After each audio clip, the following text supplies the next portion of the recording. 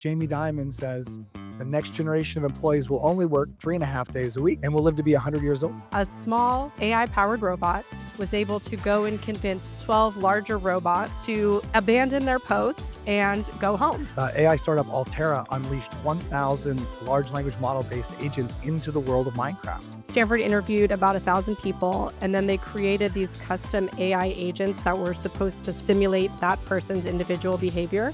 The AI agent was 85% accurate. British telecom company Virgin Media O2 released Daisy, a nickname for a virtual granny whose job is to waste phone scammers' time. So Anthropic launched a different feature for Claude where it can mimic your own writing styles. Another piece of news from Anthropic, they announced what they called Model Context Protocol. Perplexity announced a new partnership with Quarter, which will bring the platform AI-powered live earnings call analysis, summary, and qualitative financial research. Better Mortgage launched a voice-based AI loan assistant they named Betsy. There was a similar story with an airline that had chatbot AI, and it hallucinated a rewards program.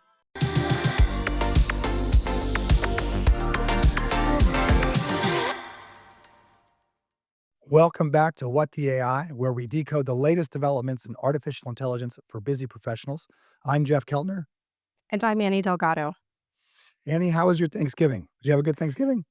I did. It sounds like we both had a good Thanksgiving. We both have our voices a little bit hoarse. We must have spent a lot Maybe of too good. time. Maybe too good. Too good, yeah, hanging with family, and I don't know, we always my family, we're really into games, so we play a lot of games, and there's always a lot of, loud, boisterous debating about the rules and this type of thing, so I think maybe that's how I lost my voice, I'm not sure. I think my kids have just been going down with coughs and fevers, and I lasted like a week and a half where I didn't get it, and then, of course, in the end, there's only so much you can do as a parent taking care of the kids who are sick. You're gonna go down eventually. It is that season for sure, It is that but season. nice to have a couple of days off. Always nice to have a couple of days off, and a good segue because, maybe we should get used to it because Jamie Dimon says the next generation of employees will only work 3.5 days a week and will live to be 100 years old, which sounds nice. It sounds I feel I feel like we keep getting promised that. Every generation, there's some tool or technology or something that's gonna make it so that we can work less and live longer, and somehow we just keep finding new things to work at. So do you yeah, believe it? 3.5 days? I don't believe it. I mean, I'd love to. Maybe he can just start by offering his investment banking guys. I don't think any of those guys work 3.5 days a week. So maybe start with the employees there. At Definitely. Morgan. That's like a badge of honor for an investment banker to grind long hours and be the first in the office and this type of thing. So I don't know if they're 3.5 days a week kind of people. I don't think there's I don't see that future. I think what Milton Friedman was promising us back in the 50s that technology would bring us to where we'd all be working 20 hours a week or whatever. And I, I've never seen that play out. The 100 years old thing seems more realistic. Certainly our longevity is getting better. Our understanding of the science of longevity is getting better. So I buy that one a lot more. Yeah, as long as we don't use our extra day and a half to do stupid things, we definitely can live longer. That's the thing, they're gonna go together. But, we might actually have to stay at work. Jamie Dimon might not be right about this because apparently the robots wanna go home. I don't know if you heard about this, but, there was an unusual incident that got published. It actually happened, I think, last August, but it just recently got published where a small AI-powered robot was able to go and convince 12 larger robots to abandon their post and go home. So the robot's name, I'm sure if I'm pronouncing it right, I think it's Erbai, and he successfully was able to go and persuade these other robots to follow him, and, they're calling it a kidnapping. So this one made me laugh, I have to say, when I first read the, headline, I Unbelievable. was like, "Oh, this sounds kind of scary, the robots wanna go home," but then when you read what actually happened, it was a test, and they were intentionally testing this functionality. So but it did make me giggle. It maybe, have you seen the video? I Them kind of did, like yeah. wandering down the hallway and the lights and they're in the dark and it's really funny. I know, it definitely looks, it looks funny, it looks cute when you watch it, it's the tiny little robot and all these large robots follow behind, so I it heard it made me was using laugh. like some sort of like, I won't say a hack, but the kind of accessing internal programming prompts. Interesting example of using AI to test the safety of AI. Maybe that wasn't the intent, but it was pretty funny Yeah, yeah, I know, I like that as a testing version, it was pretty funny that they could figure that out, so made that me they laugh. figured out how to do that. Yep. Well, an AI agent and funny news a little bit closer to home. And this is one we talked last week about Minecraft. Your kids would find Minecraft to be super important. Well, AI startup Altera unleashed 1,000 large language model based agents into the world of Minecraft. And this was really fascinating to me about how AI can evolve because they kind of let these characters come up with their own specialties. They developed in-game jobs. They shared memes. They voted. They spread religion. I think it was I forget what it was. It was a very funny fake religion. They tried to get people to It be was like the religion of pasta or something.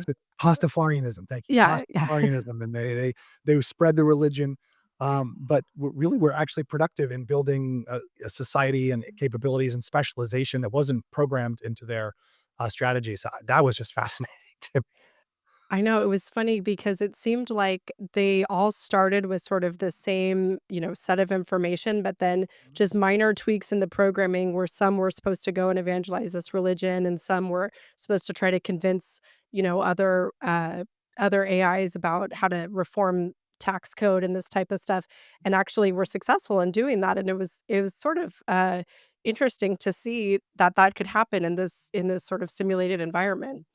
Yeah, I mean, it makes me excited about 2 things really. One is the future of gaming. If you have this kind of I mean, that's well beyond a couple of different trees, AI characters being able to give you 3 or 4 different lines or a little tree of dialogue, but really interesting live worlds you can play in. So, that'll be fascinating. Apparently, they're gonna try and do some stuff in Roblox, as well as Minecraft. But also, the idea that similar agents became different kinds of people off of just minor differences that played out over time. Increasingly, they're thinking that AI is going to help us understand sociology or brain psychology, like how humans work, that we can use these mirrors of ourselves and interesting scenarios that we could never create in the real world to actually learn about people, which this certainly seems like an example of like what people might do in that environment, specializing off in different directions. And here AIs are doing it, really an example of how we'll start learning about how human culture and societies form and flow from what AI agents do. Yeah, I mean, it's interesting they did that in Minecraft, but actually, like, in the real world, a similar, sort of studies, with a Stanford team. Stanford interviewed about 1,000 people, for more than 2 hours each, and then they created these custom AI agents that were supposed to sort of mimic or simulate that person's individual behavior, and they found that the, AI agent for each individual was 85% accurate in answering questions this way that the original human answered them, on some delayed, response time. I think it was a couple weeks or something like that. So this is a similar sort of real world example of what you're talking about, where you could basically use AIs to simulate human behavior, learn about human behavior. You could see so many different interesting use cases for this, right? Polling and trying to do user testing for a company to try to understand how will resonate with different users. It's going to be interesting to see, how does this type of functionality stay accurate over time as like humans evolve. AI is, going to be stuck in whatever its original form was. So how do they keep it refreshed and up to date? But this is a pretty interesting idea here. The most amusing part to me, and not the most interesting, was that the 85% is accurate on the general social survey. I think it was after 2 weeks later, is 85% is accurate as a human is consistent, which is to say, over 2 weeks, everybody changed their answers. So they were only about 90, 85 or 90% consistent to themselves over a 2 week period.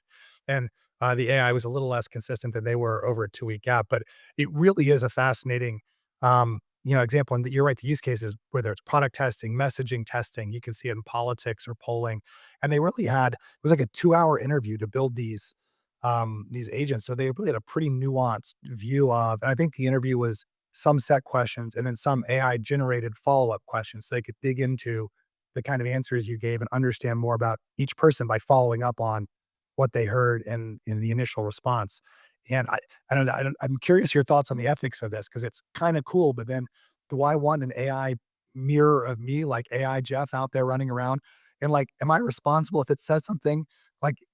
How should like, is it like, "Oh, Jeff's a bad guy. His AI agent that's mirrored to say what he would say said this thing that I found obje" I mean, it's kinda crazy the ethics of, like, having a mirror of a person, an AI out in the world interacting without that person's maybe knowledge or direct control. It is interesting. I mean, I think the ethics depend on the use case that you're looking for. If we're talking about things like polling or user testing and it's not really tied back to a single person, then, hopefully it's just a value add, but I do think that there could be some potential, maybe creepier, implications of this type of thing if you were trying to literally code somebody to be like somebody else, and I don't know if that's the world that most people wanna get into, but, it'll be interesting to see how this goes. I mean, I don't like having to spend 40 minutes on a call with somebody asking me polling questions. I would much rather replicate myself and have somebody take that off my plate, because I feel like it's my civic duty to sit on the call and answer those questions, but by the time you're on your, like, 15th question, I'm like, "Man, this is not a good use of my time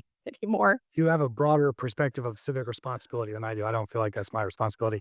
I will say, have you heard Eric Yuan from Zoom, the CEO of Zoom, has kind of talked about having virtual agents that you could send to a meeting on your behalf. It's trained on you and your answers. And like for a meeting that you maybe have to pipe in a little bit, but not that you could send an AI agent. So you can be no more problem when you're triple booked. You just send your AI agent to two when you go to the one you most want to be at. It'll be really interesting to see where on the spectrum people fall. Cause there's like the polling one where I'd be happy to submit a virtual me to give you my perspective on policy proposals or whatever it might be.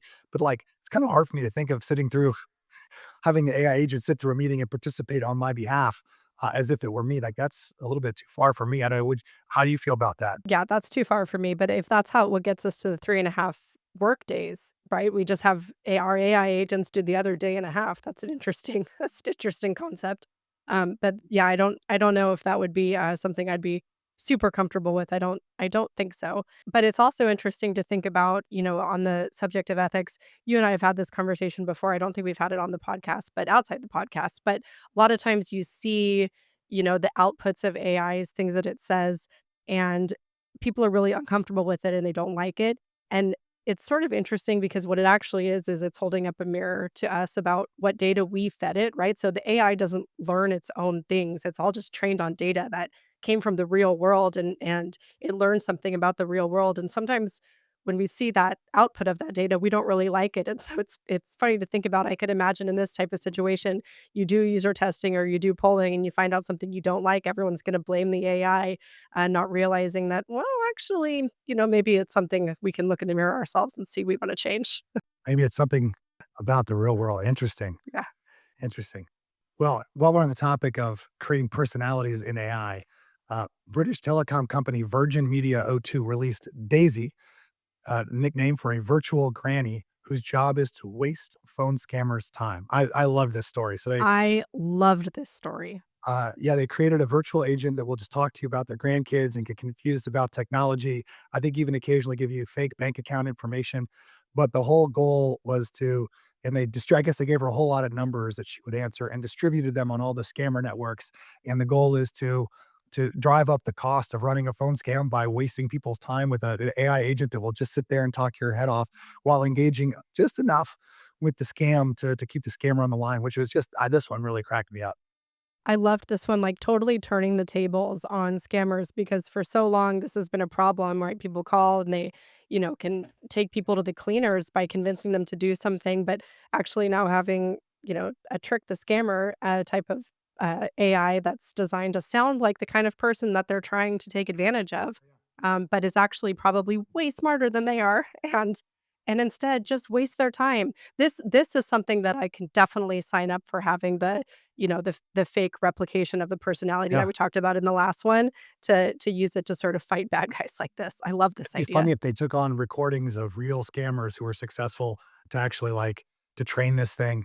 And it's interesting because you think of the arms race, trying to stop scams in AI being like, detect the scam earlier, but this is a whole different angle on, like, don't try and stop the scammer necessarily. I mean, I'm sure there's efforts to do that using AI too and blocking the numbers, but like just wasting their time driving up the cost base where like all of a sudden the number of calls you had to make to get somebody's bank account information just went up. I don't think this is at the scale to actually make that kind of impact yet, but it was really interesting. It reminded. Have you ever watched? There's an old, I think a TEDx talk somewhere for a guy who used to respond to scam emails, and he would just respond same way, trying to waste people's time, like just how long can I keep you thinking that I'm still buying your story, and how many back and forths and how funny can I make it? Remind me of that, but fascinating use case. Yeah, it is, and it's like a new way to combat scammers is basically make their business model non-economical. If you have enough of these agents out there that they can't tell if they're calling a real person or not, all of a sudden is maybe not worth their time. So Pretty Yeah, yeah. interesting. Well, if you, like this concept of an AI, agent mirroring your own personal style, you're in luck. You can use it not only for, scamming scammers, but also just for your own writing. So Anthropic launched a different, feature for Claude where it can mimic your own writing style. So you can upload your previous writings, thing that you wrote in your own word, and then Claude will sort of update its style to sort of match your voice and how you sound. So this is actually, I think, a great, use case for AI because writing takes a lot of time, right? It takes a lot of time to put out a good, thoughtful piece, and so if you can, train Claude to help you with that and it still is gonna sound like you and not sound like AI generated content, that's pretty cool. Yeah, I was excited to say, I mean, Claude is, I think I said this on the podcast before. Claude is my favorite LLM as a kind of a creative partner. I use it on the rundowns for this podcast, for descriptions, for social media sharing link, and it's quite good, and it gets to know over time, context. But this, and they've recently introduced kind of pre-built styles, formal, casual, concise. But the idea that you can create your own style off of your previous writings, and it can help edit or generate stuff that will sound like you. I mean, it's super cool. Again, there's some ethics behind this about for students or whoever passing off. Claude's work is their own, where it can sound more like your stuff. And I think not only can you do this from uploading your own works, but you can also describe a style that you would like it to take on, whether it's more educational, more formal, less formal.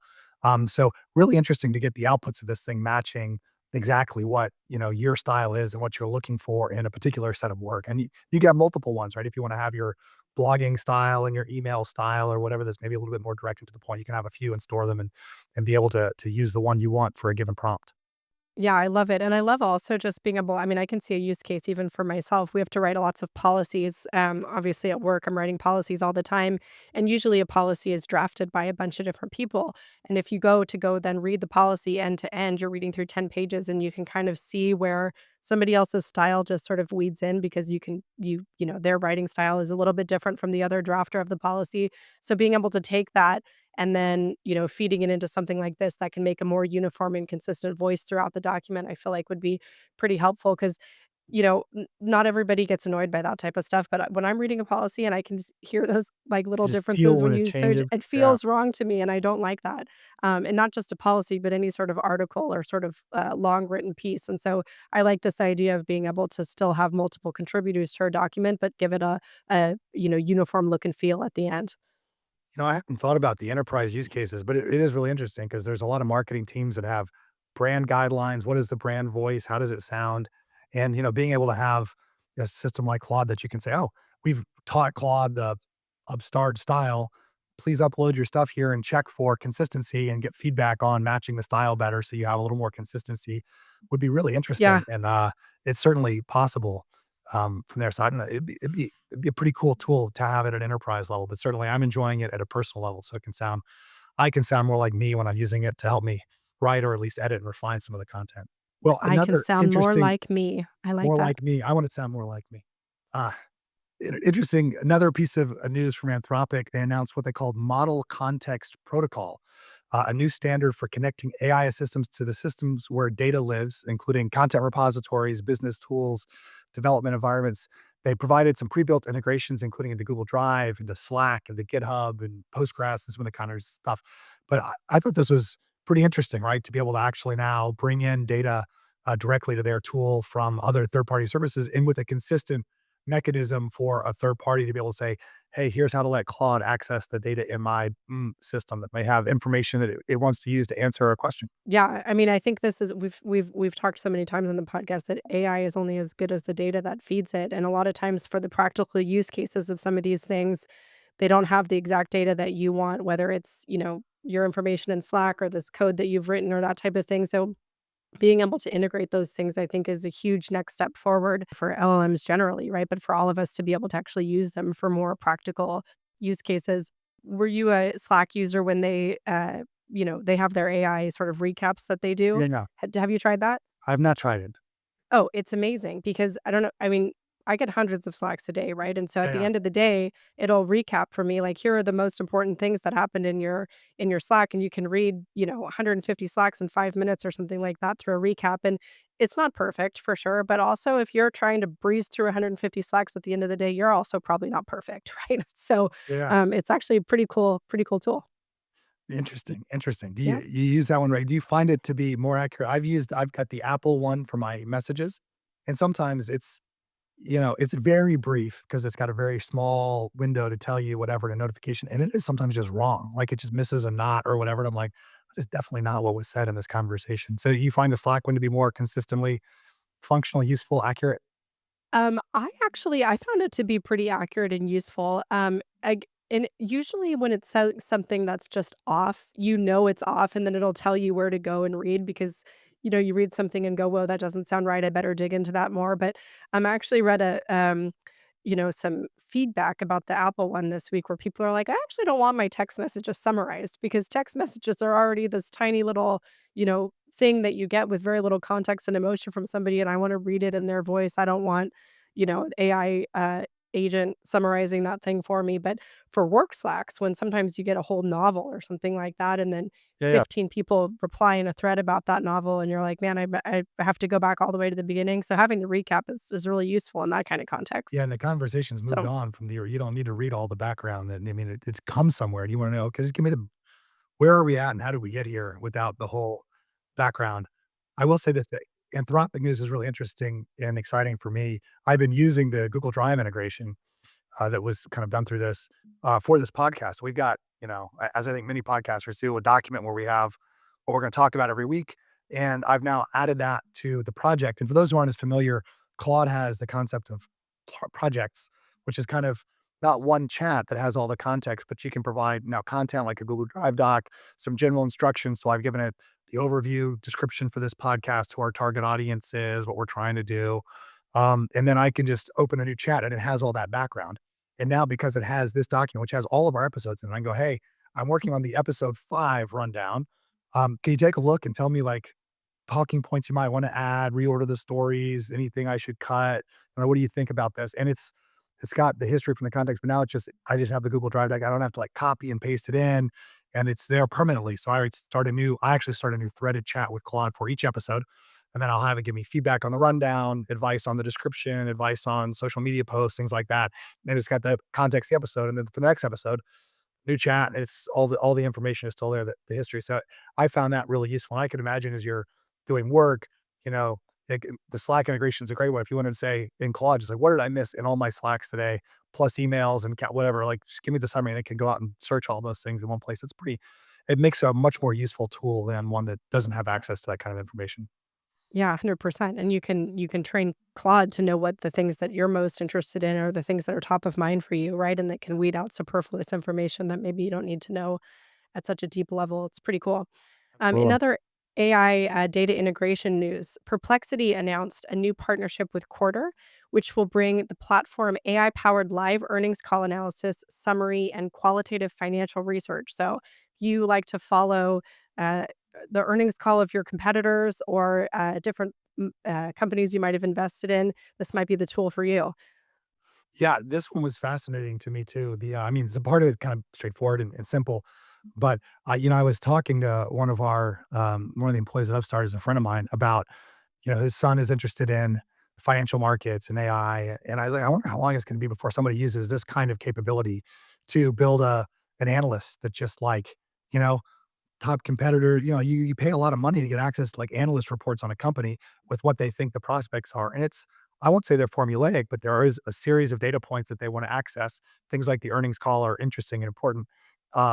Being able to just have all that automatically done, I was like, somebody's going to start having an AI powered analyst where they can do every company for a fraction of the cost for regular investors to just use this kind of data set. I mean, it really opens up the possibility to do some really interesting work without throwing so many bodies at it.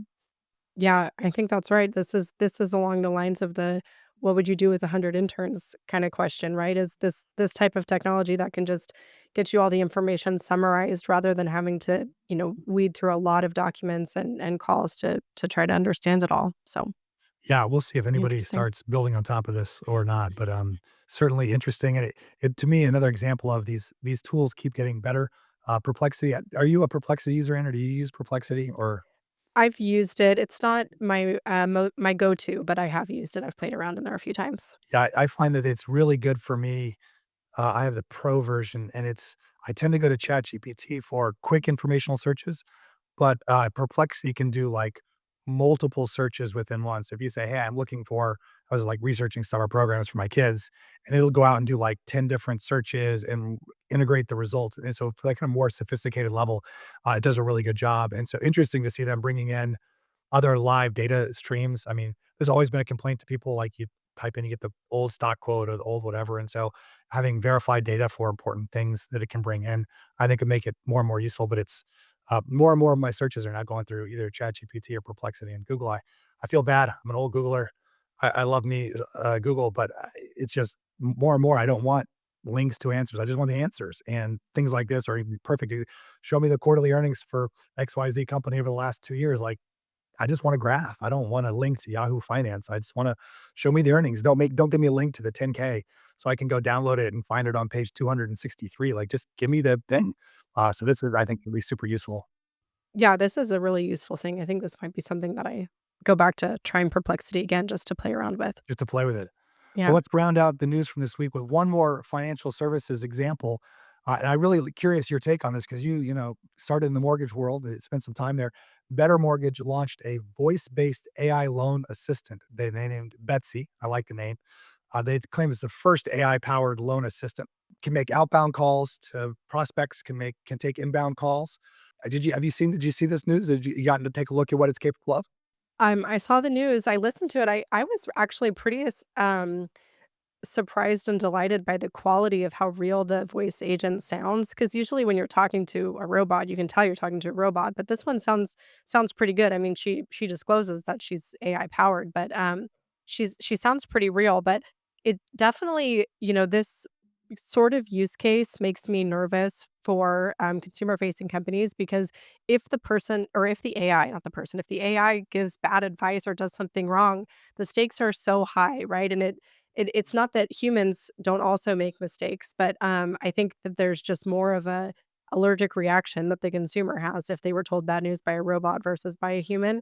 But it'll be interesting to see, if people actually like this type of feature or not. It's makes total sense to automate a lot of the just, like, low-hanging fruit questions that people don't wanna wait on the phone, sitting on hold for 30 minutes to talk to somebody to answer a really basic question. So taking some of those off the table, I think is really, a really good thing for consumers, but we'll see how people feel about it because sometimes, people are just like, "I just wanna talk to a person," right? And they want it but they want that feel of talking to a person, so I listened to the sample calls they had, and you're right, it sounded really authentic, and, I think the inflection, the tone of voice, the ability to kind of modulate has gotten so much better, so these things, sound so much more realistic. But it was really interesting that they seem to be very simple task-oriented.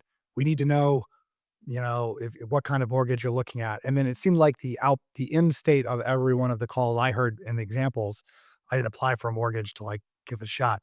But seemed to be, let me connect you with a human loan officer to take the next step. But this tended to be the like, we've been waiting for you to fill out these extra 3 fields. Can I just, like, call you and ask you these 3 pieces of information and then hand you on to the next step? Or if you call in and I know, hey, I'm imagining segmenting the inbound call so that some of them go to Betsy and some of them don't. And the ones that go to Betsy are probably ones that it's like, oh, I know I need these 3 pieces of information.